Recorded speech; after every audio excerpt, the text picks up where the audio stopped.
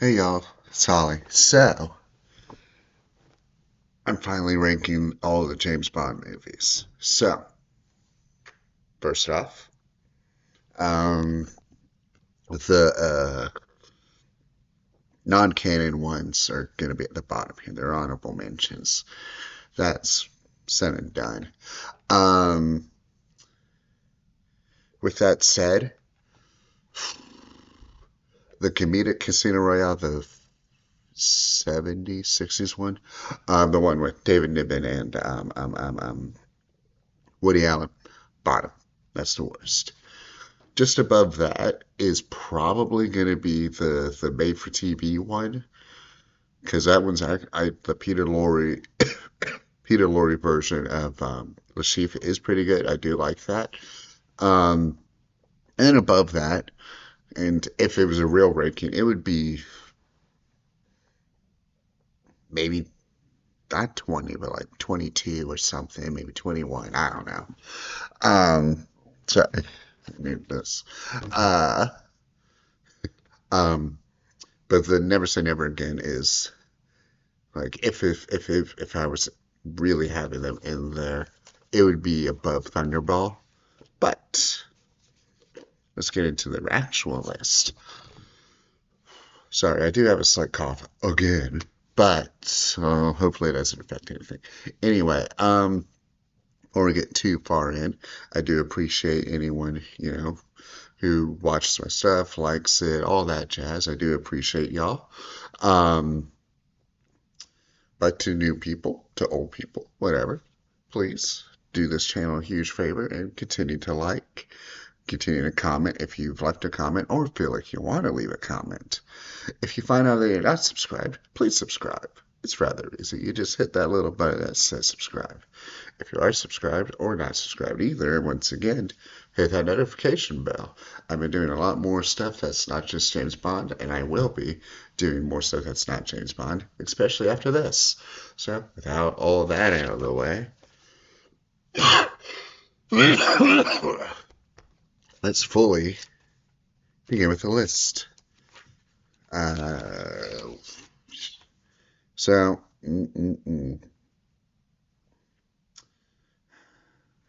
number 24. I'm sure it's 24. This is 24. At the bottom, Spectre. Okay, so Spectre I put at the bottom only because of what it did. Do I think it's better than the one right above it? it yes, in the sense that the last 30 minutes or so is really good. I do really like everything from when Bond blows up Blofeld's base to the end. I really like. That stuff's really, really good. It's just everything leading up to it's not. And of course, the whole Blofeld is Bond's brother thing is junk. It's stupid. Everyone knows that. What it did, trying to retroactively um, connect everything together, didn't work. I wish they had a plan to begin with, and I know that they quite couldn't have Spectre in the mix, but that's when you pivot and like they couldn't have Blofeld, but if they knew they were gonna get Blofeld eventually, you work in like Quantum is tied with Smirch or something, and then you work your way in. Like you sow the seeds of them being part of a bigger organization earlier on, so it's not as bad. But that said, unfortunately, Blofeld is the worst part of this movie and the worst part of the Daniel Craig series. Um, I can find his name. I don't have his name. Either way, my friend's away from, so I'm gonna check. But the guy who played Moriarty in Sherlock, he's really good. I do love that actor. I can't remember the name off the top of my head, but I do love him. But Spectre just doesn't do much for me. I liked it better the second time I saw it, but that's not much. But with that said, Thunderball is right above that. Barely. Thunderball is my least favorite Bond movie besides Spectre. Like if Spectre didn't have the twist, Thunderball would be below. Thunderball is just boring to me. Every iteration of Thunderball I do not like. With the exception of Never Say Never Again. Never Say Never Again at least is fun and stupid. Thunderball I just find boring. The book was boring, the movie's boring. There's just not much there to keep me interested. The final bit on the boat looks ridiculous. Uh, Connery already looks checked out. Like he definitely does not want to be there. Um, the best part of the movie is the female henchman, but she doesn't like the. This is something I brought from my original view, but the fact that I confused the female henchman with what like the sacrifice bond girl says a lot about their casting and like the actual like either me just not paying attention to the movie because I was already bored, or them not differentiating them good enough. But I don't know. Thunderball never did anything for me. Above Thunderball, another one that I'm on record of saying is very boring. For Your Eyes Only. For Your Eyes Only is an interesting case where there is stuff I do like. I do like the revenge aspect of them saying, like, it's not good to try and get it or anything, but Christokos or Christopherkos, whatever, he doesn't do anything for me, and I do like the actor. This is another case where I like the actor. Um, but he just is boring to me. There's nothing there. Like the best part is um oh, I'm gonna get my give me one second. So I can actually look up these actors' names because I don't bother writing them down because I'm smart that way. But the best part really is the side character, if that makes sense.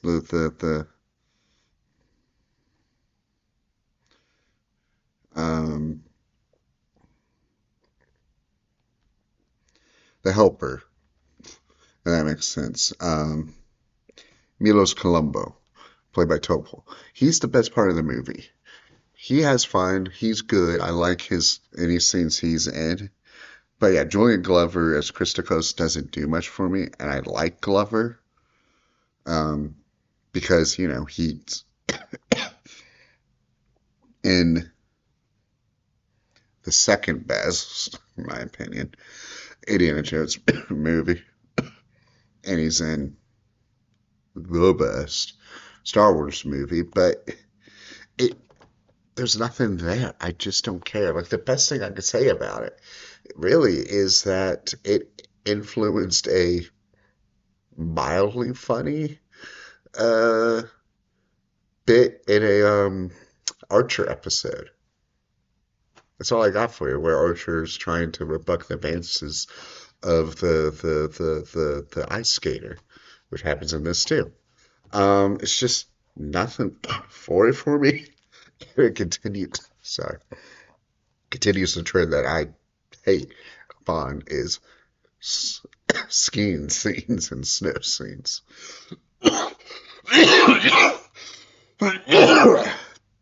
Sorry, this is gonna happen a lot. Um, above that is Octopussy. Octopussy is interesting. There's bits I like with everything. There's bits I like. The India stuff I do like. The I want to get his name right.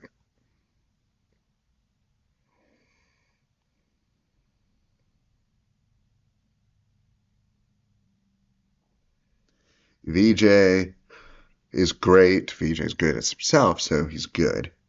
Um,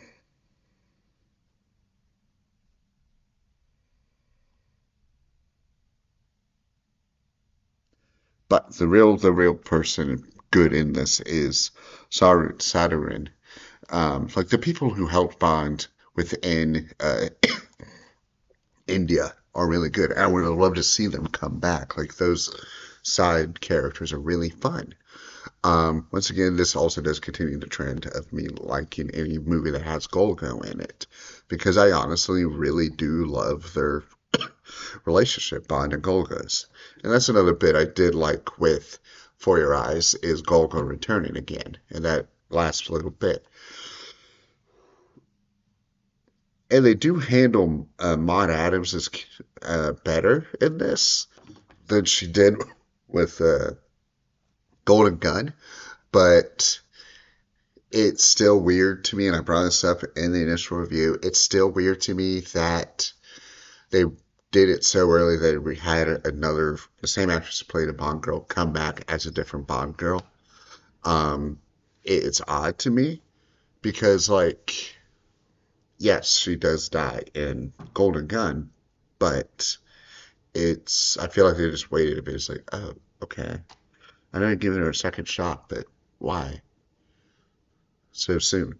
Um, and they've done that before, but with smaller roles. It works if it's a smaller role, but it was Bond girl to Bond girl. Um, Kamel Khan never did anything for me. Like he's fine, but I don't know. It just was overly long. Like the movie is, yeah, 130 minutes does not need to be for this movie. It's right at the peak of its silliness. Like this is peak more. When people have issues more, this is peak more. This is the famous bird double take, pigeon double take one. So going with what you think is there. It's just not for me. Not for most people. Just above that, and unfortunately, as much as I love him, it's Man with the Golden Gun. Man with the Golden Gun is not, it doesn't live up to what it should be.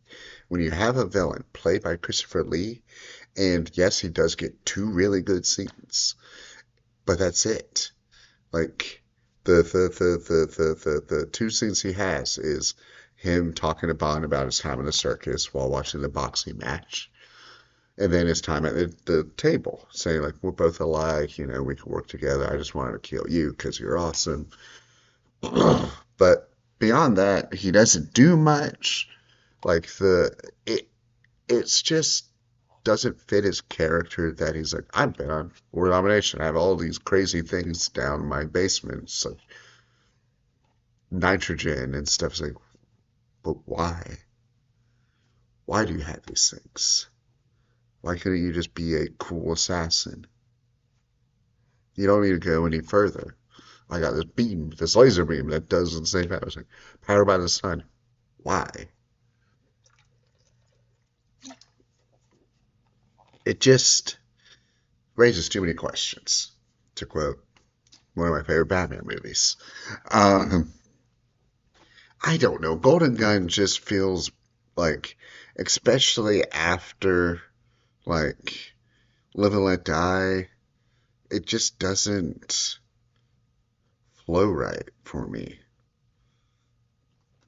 Like, think about it this way. Okay, hold on. Yeah, Golden Gun comes after Live and Let Die. Live and Let Die is really good. Like, it hits strong, and then it becomes not that great after.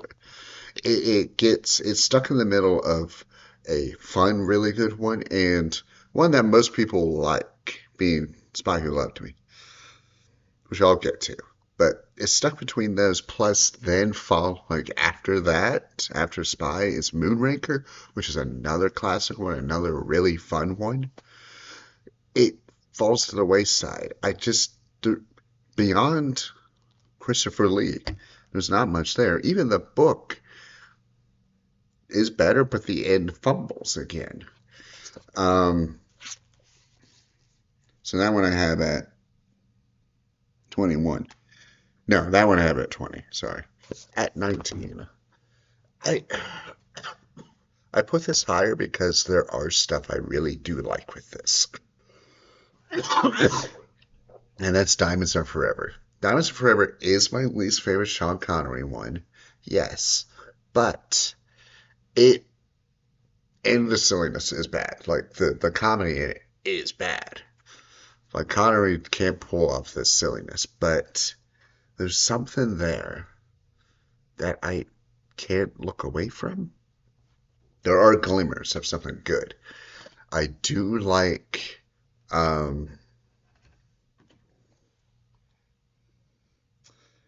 I can only remember their parodies in Kids Next Door, but it's not Mr. Kid and Mr. Fib. I know that.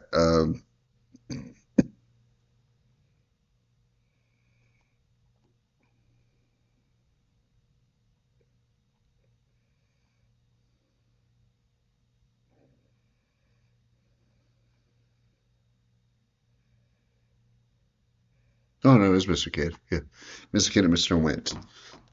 Now I've seen a lot of people say, "Oh, it's bad gay representation and stuff." It's like I have seen a lot worse. At most, you'd be like, "Oh, I guess yeah, they are gay." If you're paying attention, like they hold hands and stuff, and the way they die, it's like, oh, it's a film. It's like one gets lit on fire, which yes, I guess you can make a flaming joke with that. Perhaps if you want to go down that road, that is there. And the way Mr. Kidd, yeah, Mr. Kidd dies is silly, but nothing crazy. Like there could have been worse ways. And the fact that they're included and it's not like overly made fun of is interesting and good. Um, it is this great. Granted, it's way stronger in the book, but Tiffany Case is one of those ones, at least in the book, that is like one of the main Bond girls, like main Bond loves. But in this, not so much. I do like Charles Gray as Blofeld, not as much as Pleasance, but he's better than I think. He's better than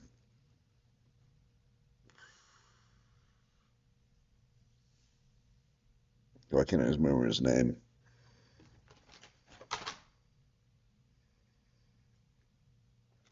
No, they don't have him listed.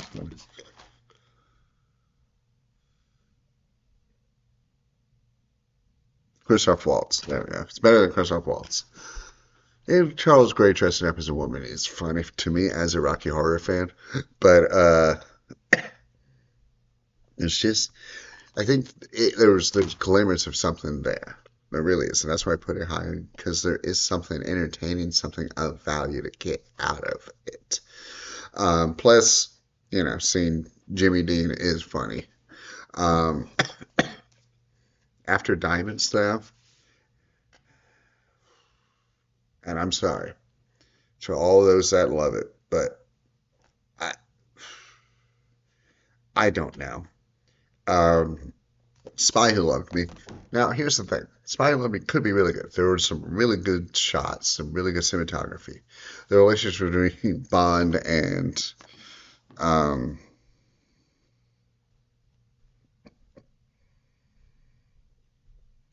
see, this is the issue with just doing it's mostly off the cuff because I don't get a lot of the. I have to look up stuff. Between Anya is good, but this granted, this could be a case of I was just burnt out on more by that point. Or just Bond in general because I was running through Connery and the spin-offs and then on to more like one after another after another after another. So I was kind of getting burned out. But there is stuff there. It's one of those ones that I feel like wants to go back to being serious, but doesn't know how to grapple with it quite. Connery was able to pull off the seriousness, definitely Dalton and the others, but more I feel like it was harder for him because he was much more of a comedic actor. One that blends the comedy and seriousness like more does work, like a Live and Let Die, somewhat Moonraker, somewhat, maybe A View to a Kill. Like the, the, it's certainly possible for more to do that, but I just did not get that from Spy. And I understand what people like about Spy, but it just didn't register for me. It is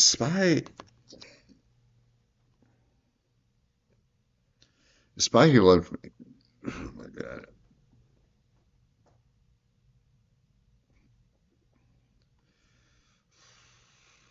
I need to look something up because mm,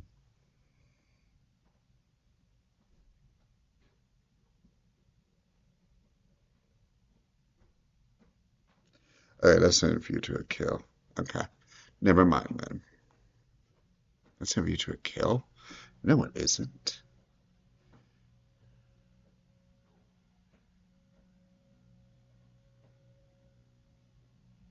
Oh, this is View to a Kill. Interesting. All right, whatever. Um, but yeah, the fact that I don't remember much, and I probably should have rewatched a couple of these that I don't remember very well, but oh well. But yeah, Spy, it could, if I do this again, it could come back up.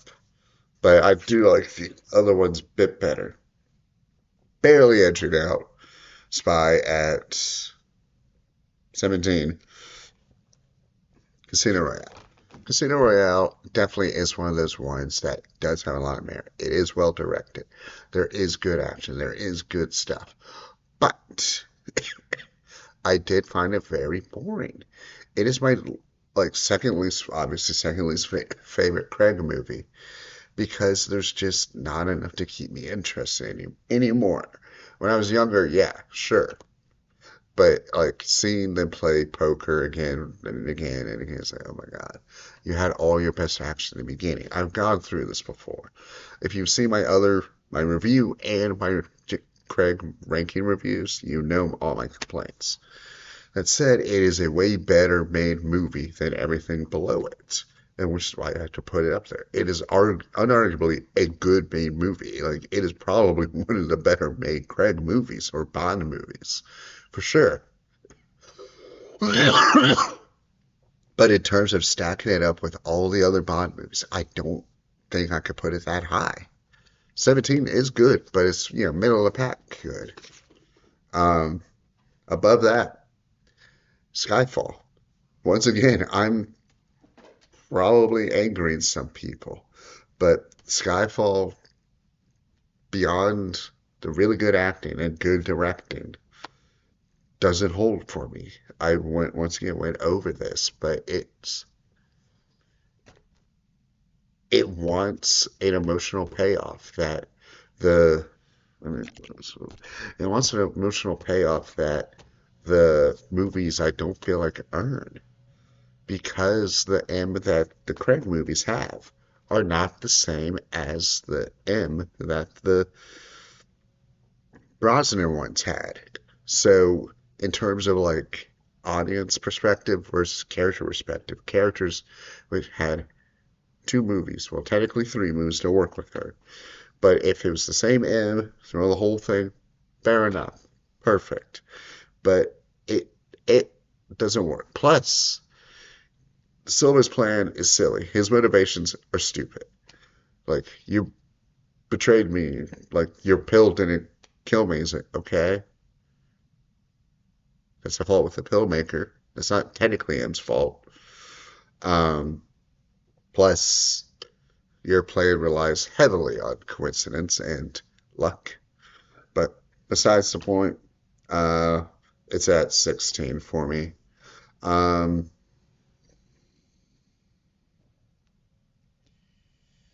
15, as much as I do like it, Quantum of Solace is above.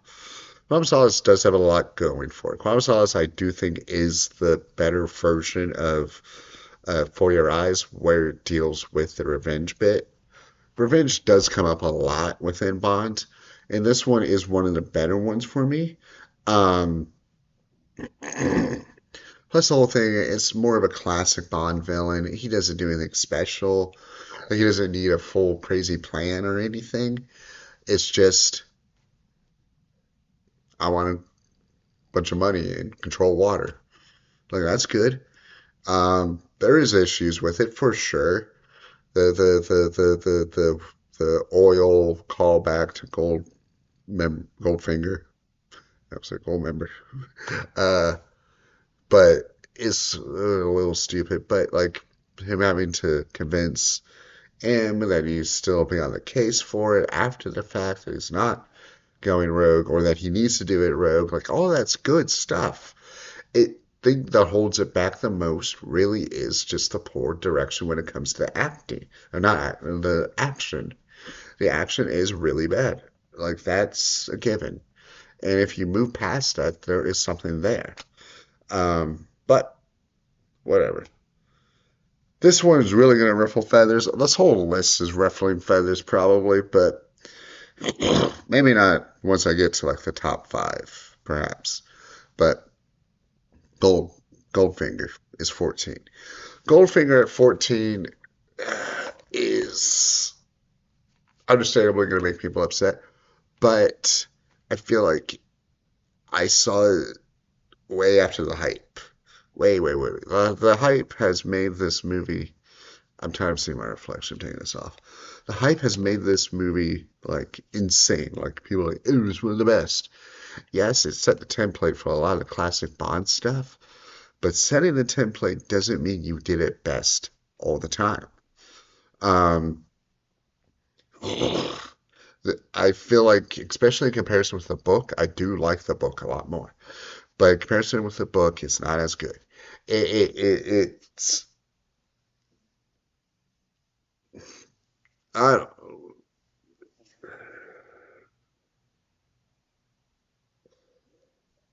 the biggest issue with it, and I brought this up in my review and my Connery thing, really is, I don't like that either, really is the depiction of Pussy Galore. In that, in the book at least, he does still kind of, get a little no means yes kind of thing. But there's more time spent with them. There's more dialogue. There's more things, like they interact more. In the movie, he just says, "Nah, I'm throwing you on some hay and we're doing this." And she's like, "Cool beans." After the fact, it's like, no, bad, bad Bond. This is why you have the reputation you do, Connery. This isn't good. That's the worst, really. Not the worst, because there's the other ones where she's, yeah.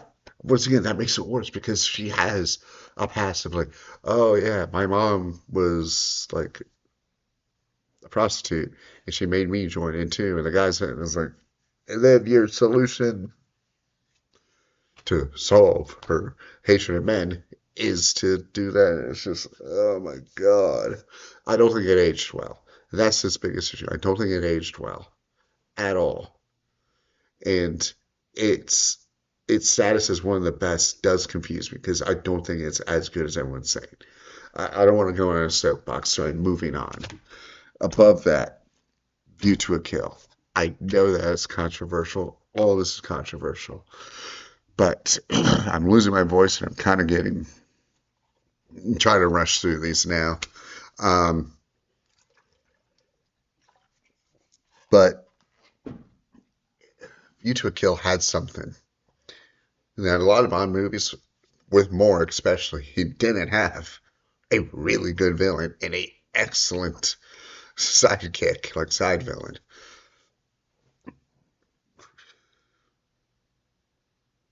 Christopher Walken is amazing in everything. He's great in this. I love him in this.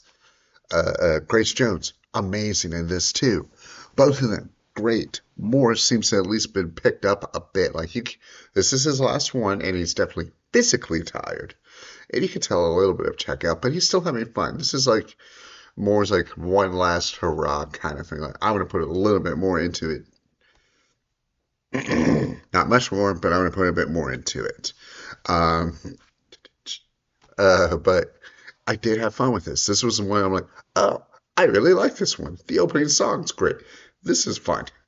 Like the glee Christopher Walken has of saying, "Of you to kill."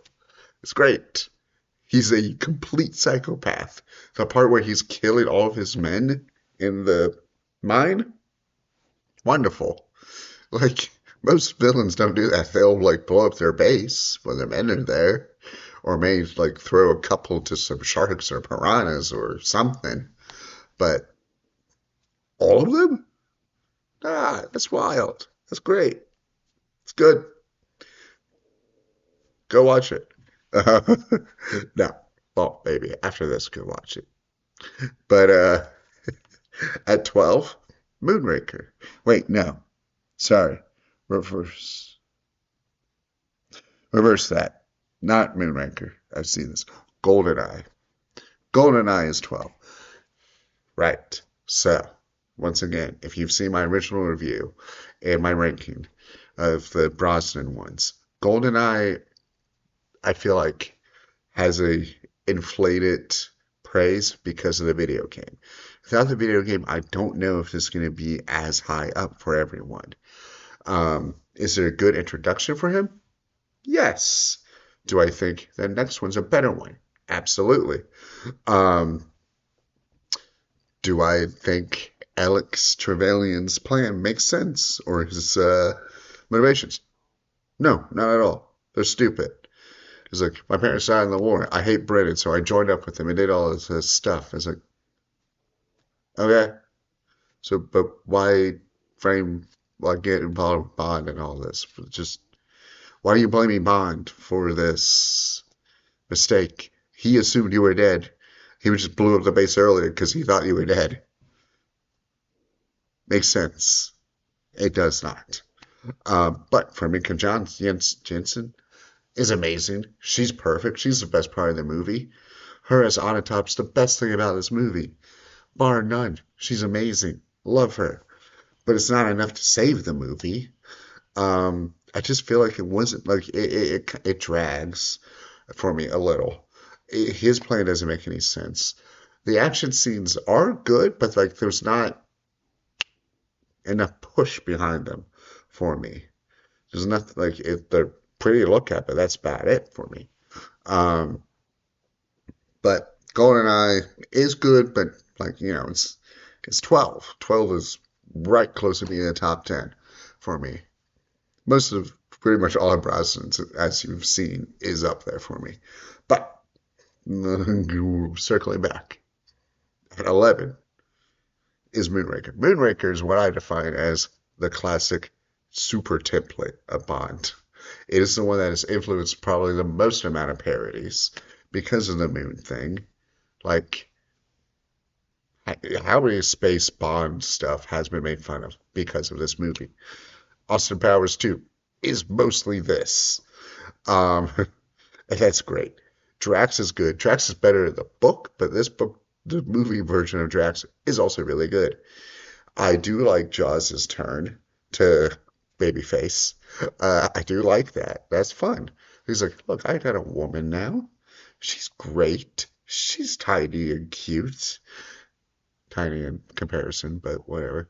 And you're telling neither one of us are going to make your plan future super race or whatever? Yeah, nah, I don't vibe with that. Makes sense. I like it. People act like it's portrayal of character, but that's his second movie, so who cares? His character is just there to vaguely get beat up sometimes. Plus, he needs a win after them making him a complete joke for most of the movie. Um, Drax's multiple bases are awesome. The whole palace thing's cool. Like, it's a good set piece. The temple, beautiful. The moon base, beautiful. This movie, love it. Peak, as the kids say. Great. Um, God. Uh, at number 10. You know what? Nah, we're switching this up again. At number 10, World's Not Enough. World's Not Enough, I like some interesting villains. I feel like they could have done more with them. But this is another one of those cases where revenge and like darkness comes in a lot. Bond's relationship with I need to make sure I have this right.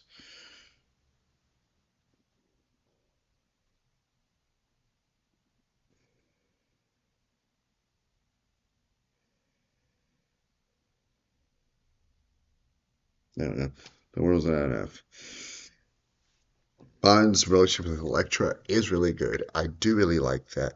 I think Robert Carlyle was a more interesting villain, honestly, especially in the end, where it's like, oh yeah, he really, really, really loved her. She manipulated him. He's much like he initially kidnapped her, yes, and he initially was going to be bad and stuff, but she's like, nah, let's make it worse. You can do better. I believe in you. Uh, and he's like, yeah, okay, yeah, sure, you're pretty. I'll listen to you, whatever. Like, it's great. The switch up with Sukowski, Robbie Coltrane's character. Good. I like that it became a bit more uh fun. The whole buzzsaw thing. Good too. Like that. That's great. M seeing Bond's like actual coldness, really good. Especially when you consider that this version of M is more of an accountant. Like she believes in the like, she's introduced like saying, nah, it's just numbers essentially. And Bond's like, yeah, you got to look at the human's perspective. Um, you got to get in the field. And she finally is, and she's like, oh, dang, okay. Um, there is stuff there. I do like it. Unfortunately, besides the villains, I do find most of the movie kind of boring.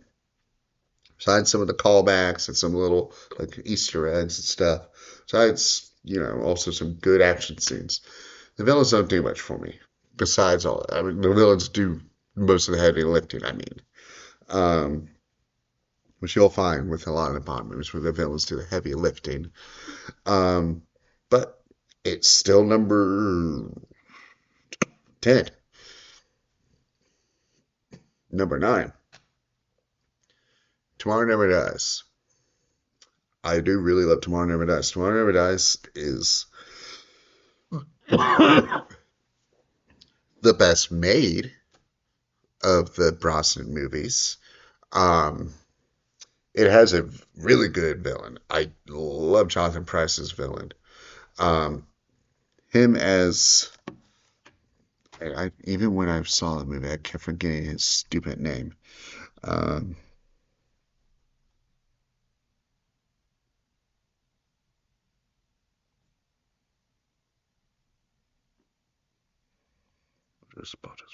as Carver. Come on, Carver's just uh, Rupert Murdoch, but more obviously villainous, or maybe less. Really depends on your point of view. But he's fantastic in this. Michelle Yeoh, wonderful. She's great. She's great at everything, but she's great in this. I do love, honestly, I do love that Bond and Wayland don't get up, don't end up with each other at all. Don't kiss, don't nothing. Like, I think they kiss like in the very end, but that's it. But he saved her life, so whatever. But like that's a great breath of fresh air. Like that does happen again in Quantum, but like it's very rare. Um, the whole scene between Bond and Vincent Chiavelli, Dawson Kaufman, one of the best. Creepy man, creepy dude. Um, I would say the weakest part of the movie, and I mentioned this in my past reviews, is Stamper. Stamper as like the heavy sidekick doesn't do much. There's always like he's very obsessed with Carver, and we never really get why he's very upset with Carver. He's like, Carver's the most amazing man in the world. You killed him. How dare you? Blah, blah, blah. It's like, why are you so attached to him? Like, did he save your life as a kid? Did he raise you? Did he give you a bunch of money? Do you believe in his cause? Like something. But we get nothing. But oh well. It's still number nine. I still love it. Number eight. No Time to Die. This could be recency bias. Very much so. But like, I don't want to get too much into it because I did talk a lot about it in its review and my um, Craig ranking. But the emotional weight that this movie has worked very well. Pretty much all the scenes work very well. This movie works extremely well, and most people wrote it off because of how bad Spectre was. And I was one of those people. I wrote it off because Spectre was really bad. Because Spectre was really bad. Um, but this one's really good. And of course, you had the stupid right wing anti left trolls saying, "Oh, we have a black female 007 now. She's the new Bond." It's like, so it switches back to him in the movie anyway, so it doesn't even matter. Like, yeah, he was dead. So they thought they're going to move on. They're not going to retire the name. That's never been the case. Like, they never insinuated that Bond would be completely replaced and the next, whatever the frick her name was going to replace him and she would be the new, like, 007 in all the movies. They never said that. You guys said that. But you were wrong. Um, but I really liked it. The weakest parts of it was that it just clearly meant to be something else. But with what they had to change, it was really good. And that's number eight. At number seven, You Only Live Twice. You Only Live Twice. Granted, I like the book a lot more, but it lives and breathes Bond for me. Like it is one of those ones. It's like Volcano Base, Donald Pleasance, Blofeld, casual racism, Bond stuff. Speaking of, my cat wanted to join, but you don't want to. Lucy wanted to say hello when I was talking about Blofeld. Me, come on, come on, me, come here. No, no, say hello to the camera for me. Sorry. No, Lucy, say hello to the camera, damn it. Oh well. Sorry, Lucy.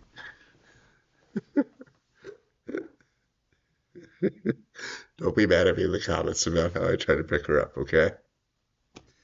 She is a very watery cat, if that makes sense. No bones kind of cat. Uh, sorry. You Only Live Twice, though.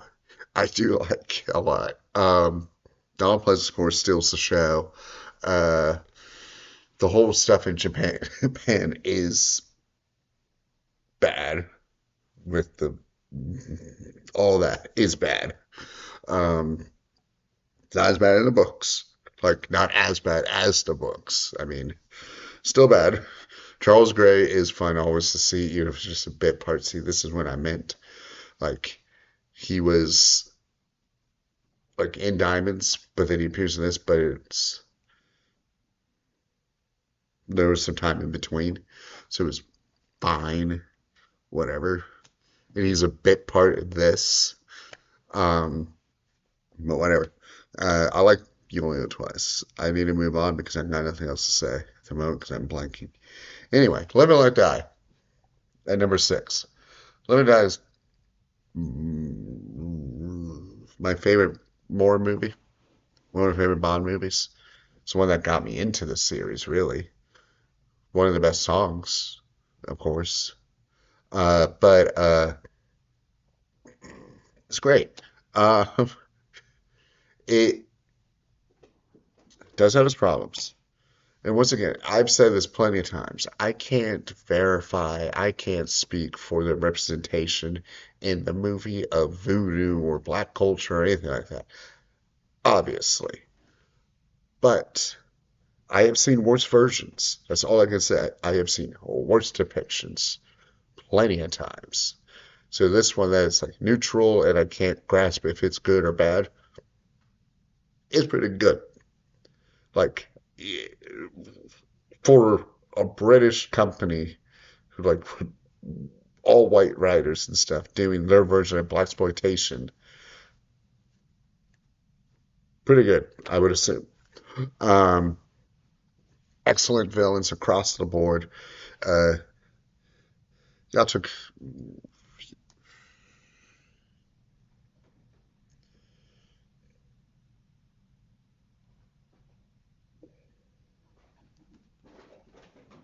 Yatvetko too. Amazing as Kanaga. Of course, T. He's great. Of course, Baron Samedi is amazing, amazing, amazing, amazing villain. Um, Whisper's there. He doesn't do much, but he's there. He's fine. Um, but there's so many good stuff in this. You really get the fact that it's like, oh yeah, no, he controls a lot. Mr. Big controls like Harlem or like all of New York and plus like Jamaica too when they go. It's like his reach is insane. Um, and this is a really good start for more. Like this is a excellent way to start, and then you move on to Bam with Golden Gun and stuff. So it's like, oh, okay, you start off strong. Don't know about your other movies, but you start off really strong. Um, the weakest part probably is that Moore's still not 100% because it's still his first movie, and Domino is issue. Not so much her, but the you slept with a man and now you got no powers thing. Granted, they never really say if she has powers or is it just in her head and they believe it. Who knows? Um, Not Domino. I'm sorry, Solitaire. Different game, different movie. Solitaire. Whatever. Solitaire. Um, Felix is in it. I love Felix. But, but this movie does feature one of the best Bond side characters, being good old Sheriff Pepper. Oh, Pepper, you're the best. I love you. You're an amazing, beautiful man. You made Golden Gun better. You should have appeared in more of Moore's movies, but you didn't. For shame. Uh, I'm having a lot of fun with this review, this whole thing. I feel like being much more lighter is helping a lot. Let me know if it actually really is helping, or is it just you just want me to get straight to just keep listing. I understand. I'm moving on. I do love a lit die. That's number six. Number five, License to Kill. So by now you kind of get which movies are in my top five, and that may shock you. That may even surprise you. Maybe not. I don't know. Whatever. License to Kill is really good. It's not as good as Living Daylights for me, but it's still really good. The best part of it, of course, is the revenge aspect. Like, this is the only movie I get where I can say, oh, Bond and Felix have a really deep relationship. They're really good friends. They've spent tons of time together. Felix gets injured at the end. Bonus points, because that happens all the time in the books. Hardly ever in the movies. Like, twice. And one time he dies. Uh, come see me. Trying to get my cat to come see me so he can see her, but she's refusing. Um, but because she's camera shy. Uh, Sorry. Benicio del Toro's first big role in this. Fantastic. Beautiful. Um, what's the stupid name?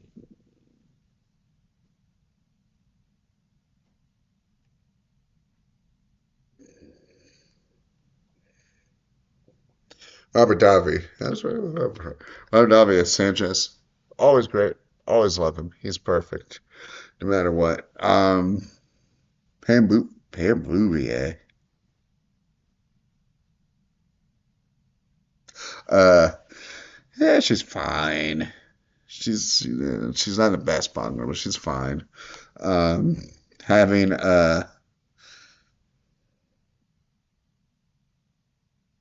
where is he in this?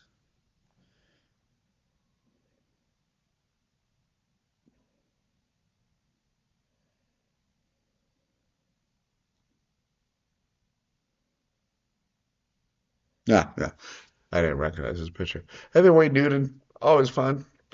It's kind of funny to see him just as like a sleazy kind of person. No, this is a really good movie. I like all of Dalton's two movies, as you'll see later, in just a bit. But yeah, no, this one's really good. I don't think it's as good as Daylights. Daylights does have a bit more emotionality in it, like general emotionality. But in terms of like the revenge ones, this one's the best one. This one handled it the best, and the more brutal aspect of Bond. But moving on. At number four,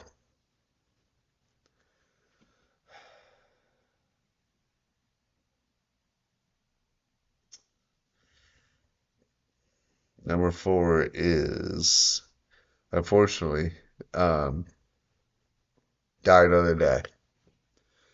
I know, I know. Die Another Day should be on the bottom because it's the worst. Mm-mm-mm. If you have seen my other reviews, you know that I love this movie. This is one of the first ones I've seen. This is, for the longest time, one of the few DVDs I've had of Bond. But this goes back to what I was talking about with Skyfall. This really goes into Bond and M's relationship very well. The whole bit where Bond gets saved and he's in the hospital bed or whatever, and M's like, yeah, no, we left you there. I'm more mad at you that you're still alive. You should be dead. We should have never made the trade. And he's like, no, nuts to that. Uh, I expected either to be shot at some point or for you to rescue me. I never had my cyanide capsule on me. I tossed that a long time ago. And suddenly becomes rogue agent again. And then he is told, was like, yeah, we're way past you. You're no longer gonna be needed, really. Like, we'll let you finish this mission because you're still good at what you do, but we're not.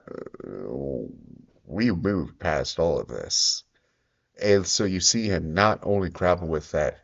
M has written him off. The whole MI6 stuff has written him off essentially. All of his old gadgets are pretty much in storage in the basement, for lack of a different term. It was down in the subways, but same difference. There's nothing there. Like it's all just past. He's not in the future. The future is Jinx. That's not great. Um, but like Jinx is good. Halle Berry deserved better, honestly. I would love to see Michael Manson come back, but that didn't happen. Um, I think the issue most people have with this movie was the villains. The villains aren't great. Is Zhao a better villain than Graves? Yes.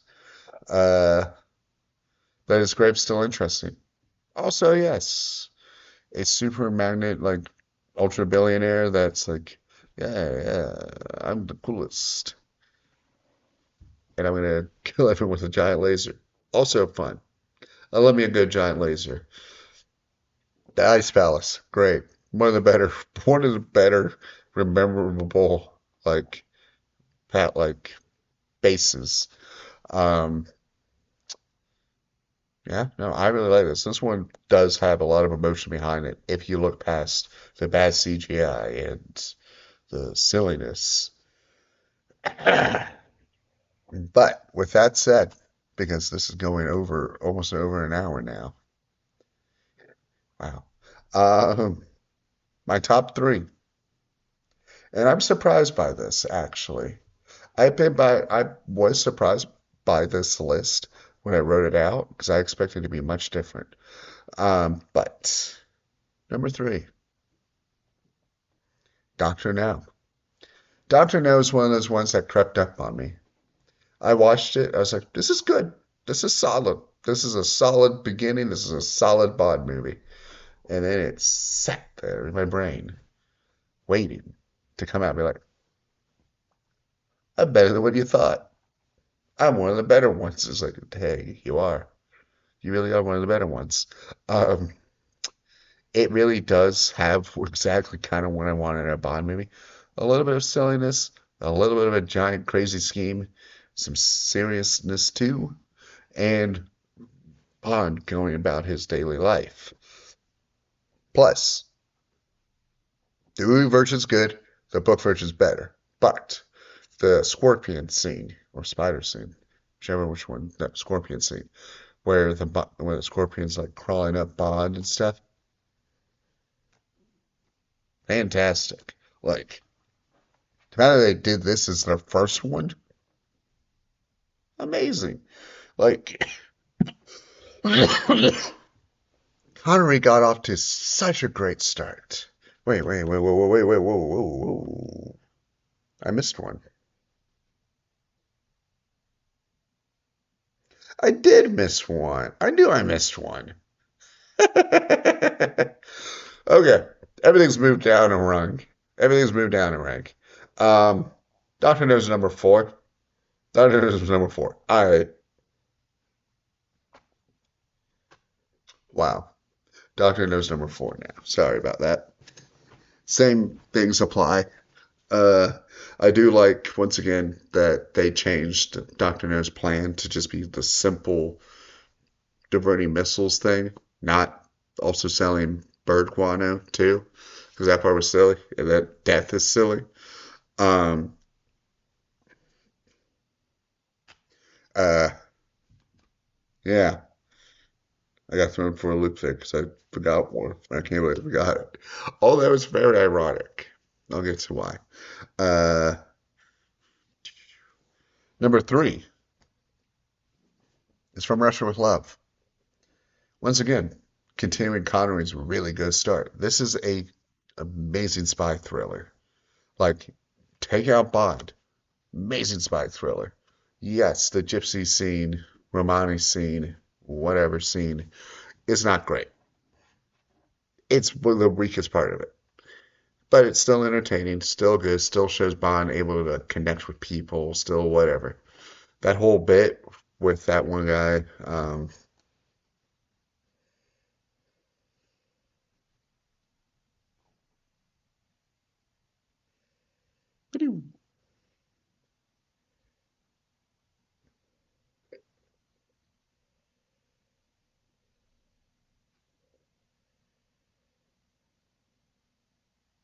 I'm guessing Bay. They look way different than the one they're supposed to be. But whatever. The main guy who shows him around. Really great. Love that stuff. The whole thing underground, really like with the gondola, fun. The fact that you got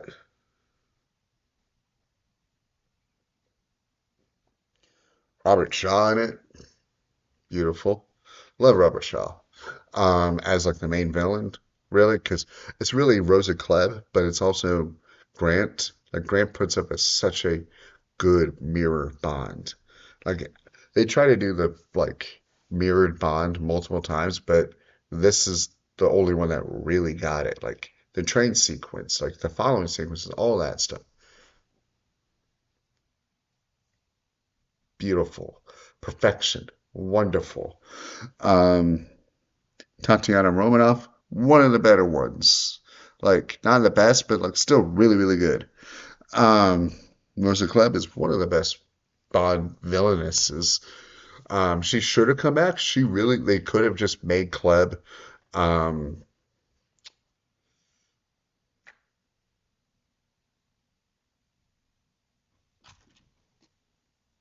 I'm really bad with names.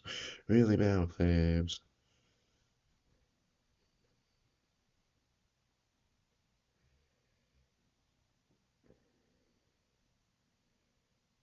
They really could have just made Klebb Brunt, Bunt, Irma Brunt. Um, it just had to be the same characters, but that's neither here nor there because it's the second movie. They would have never gone that far. But whatever. Um, like I've sung this praises a lot, but this movie's insanely good. Like if I was gonna recommend any Bond movie to anyone, it really would be this one. Like because it's the most decent entry point. Like if you like spy thrillers, here you go. If you like thrillers in general, here you go.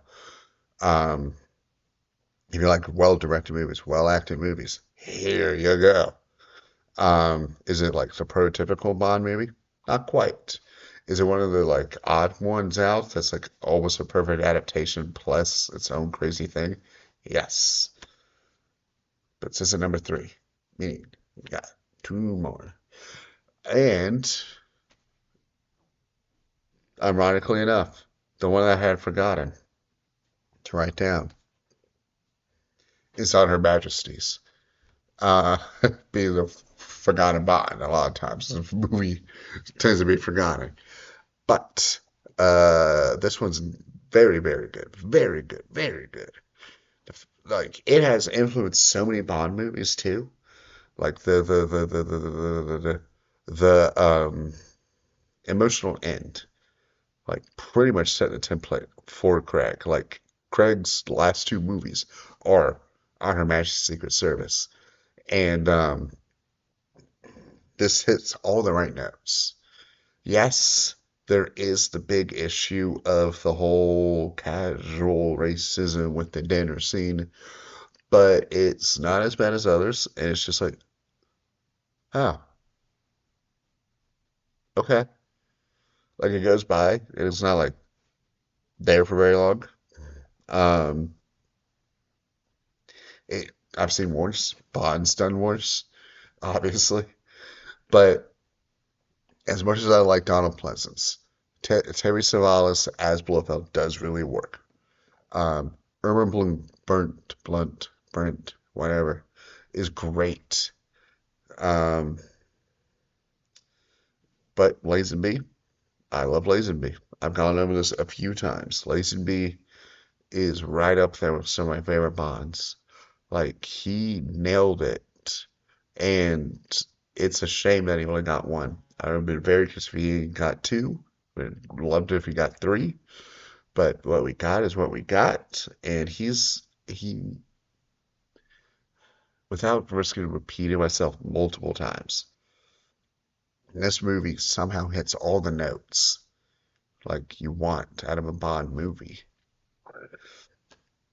I don't know. It's near perfect, but it's still not number one. For those keeping track, congratulations. You did better than I did. But Living Daylights. Yeah, Living Daylights is my favorite Bond movie. After seeing all of them, it contains not only my favorite Bond, but some of the best emotions, some of the best actions. Um, one of the better Bond women, like the second best, really, because the first is Tracy. This one,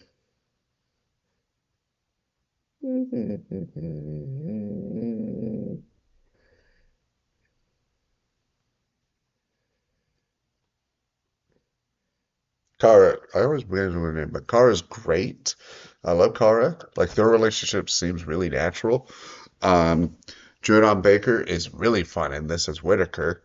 Like I'm one of those ones who liked this Jordan Baker better than his later appearance because this one has a very fun action scene at the end with the whole little like figures and stuff. It's very funny to me. Um, two fun villains. The side bits with Mujahideen is good. I've seen way worse depictions of the Arab culture at the time. Um, I do unfortunately get why Golgo couldn't be in it. He was in it very briefly, which is nice. I do kind of wish that he was Pushkin, but the actor's health made that a little difficult. Um, Koskov's just a fun villain too. The fact that like it's like, oh, you're a good twist villain. Um, I don't know, man. It just all hits. Dalton just hits it out of the park immediately. Immediately. Like you get like, oh, this is not only really good Bond, this is book Bond. He got book Bond down. Like this, I don't know. I've been talking for about an hour, so my mind's kind of gone. My mind wasn't there to begin with. I probably should have written this down a bit more, but I didn't. Doesn't matter. I love this movie. Um, Before I ramble some more, I'm just gonna say it's my favorite one. It's the best one. It's. I wish that more people saw the Dalton ones, but for the people who have, you understand why these ones are so high. But either which way, let's run through this list one more time. I may delete this. We'll see. All if you see this version, I decided not to delete it. Just run with it. If you don't see this version, then you're not going to see this version. But whatever. Anyway, number 25, Spectre. 24, Thunderball. 23, 40 Rides Only. 22, Octopussy. 21, The Man with the Golden Gun. 20, Diamonds Are Forever. 19, The Spy Who Loved Me. 18, Casino Royale. 17, Skyfall. 16, Quantum. 16, Goldmember. 15, Quantum of Solace. 14, View to Kill. Now, sorry. 14 is Golden Eye. Yeah, Golden Eye. 13 is Moonraker. Yeah.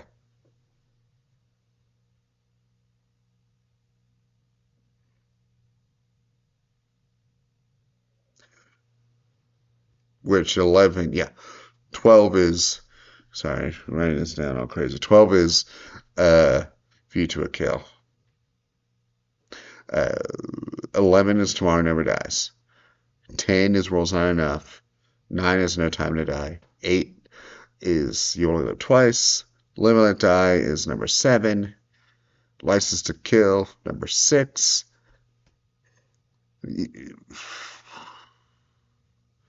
Um, see, I mean, my God. Die Another Day is number 5. Number 4 is Dr. No. Number 3 is From Russia with Love. Number 2 is Haunted Majesty's Secret Service. And number 1's Living Daylights. Holy crap. This was a fun experiment. I never want to do it again. That said, I'll probably do it again at some point, but for now, um, as always, leave your personal takes in the comments. I would love to know it. This was draining, but I did love it. I liked it a lot. If I do this again, I'm just doing the movies. I'm not doing the books as well, and I'm taking breaks in between. With all that said, thank you for listening to Ramble. Thank you for listening to me do this completely off the cuff mostly. Apologies for the maybe too off the cuff, but oh well. Until next time.